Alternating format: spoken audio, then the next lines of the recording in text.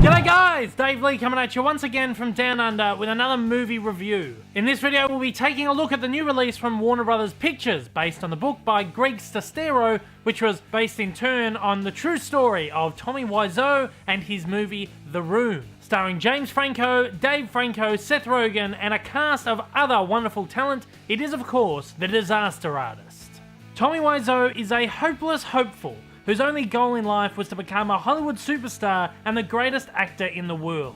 After moving to LA with his new friend Greg to start their careers, Tommy is rejected by the Hollywood system due to his very minimal talent. With Greg, Tommy decides to make it happen for himself by writing, directing, producing and starring in his own movie titled The Room. A movie which has gone on to be known as the worst movie ever made, and conversely, the best bad movie ever made. Tommy's bizarre antics on set led to a hostile and cringeworthy yet hilarious filmmaking experience, the story of which is so wonderfully told in The Disaster Artist. One of my favourite comedies of all time is Bowfinger, starring Steve Martin and Eddie Murphy. In fact, I have always loved movies about people making movies. In Bowfinger, Martin stars as Bobby Bowfinger, an aging and aspiring filmmaker who sets out to make a movie starring the world's biggest actor. Only problem is he has no Hollywood connections and absolutely zero talent. Bowfinger ends up making the single most awful movie ever made, yet so ignorant he believes he has made a spectacular movie. Watching The Disaster Artist, I couldn't help but think of Bowfinger. In fact, if you didn't previously know anything about Wiseau or The Room, you would be forgiven for thinking that The Disaster Artist is just some kind of rip-off or remake of the Martin classic. However, the fact remains that The Disaster Artist tells a true story, one of a man so incredibly naive that it's almost incredibly unbelievable that this could have actually happened. Tommy, portrayed by James Franco, is so hopeless and so tragic that it's easy to feel a sense of sympathy for him, which is in a big part thanks to Franco's brilliant performance. Franco brings a lovability and relatability and depth, who in the past has only ever really been used as the butt of a joke. While Tommy is quite clearly incredibly far from being any kind of creative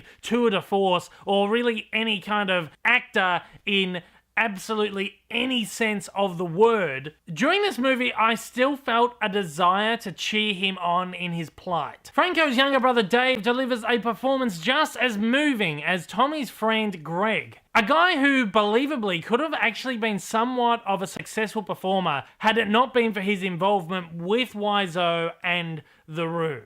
In fact, both stars here deliver such wonderful performances that it's easy to get lost in the movie and actually kind of forget that you're watching a biopic. James Franco's performance is so spot on that it's almost like you actually are watching Wiseau in action. This is helped along by the movie's almost documentary style. There's a lot of handheld cameras in here, and the movie almost feels like this fly-on-the-wall experience where you're watching the real thing unravel in front of your eyes. But the greatest thing about this is that not once is Wiseau portrayed as some kind of moron or villain. It could have been incredibly easy to portray him in a negative light, but he is simply portrayed as a hopeless dreamer who reached for the stars and then fell to earth in a spectacular fashion. While it would have been incredibly easy to make a parody out of this whole thing, James Franco, who also directs the movie, makes this an incredibly sweet, touching, respectful, and inspiring movie, which is really saying something for a movie that also co-stars Seth Rogen, Franco's frequent gross-out stoner comedy movie partner. While The Disaster Artist is far from a perfect movie, it's very, very close to being a perfect biopic in a way that it so respectfully handles its subject matter, while at the same time having you rotate between laughing your head off and sort of hiding it in your hands throughout the entire ride. Here, Franco delivers probably one of the best performances of his career and most definitely his best directorial efforts so far. While I do enjoy the regular Franco-Rogan fare, I feel like I'd like to see more movies like this from the duo. While it is incredibly enjoyable and interesting, I'm not too sure if there's a lot of rewatch value to this movie. In fact, I would believe that The Room, in all of its awful hilariousness, would probably lend itself to more viewings than The Disaster Artist. That being said though, I would still easily give this movie 3.5 plastic water bottles out of 5.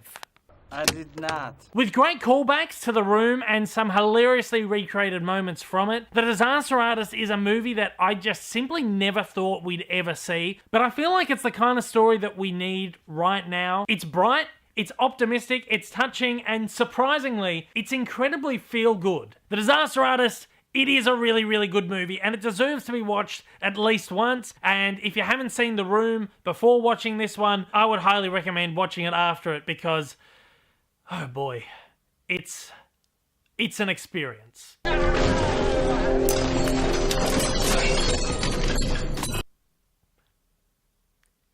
If that's the word you want to use.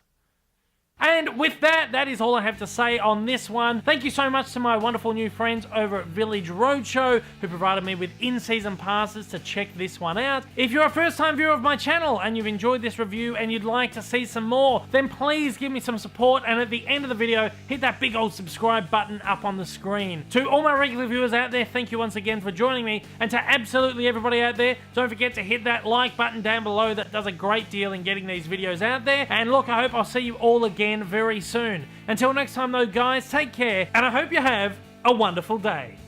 Oh, hi Mark.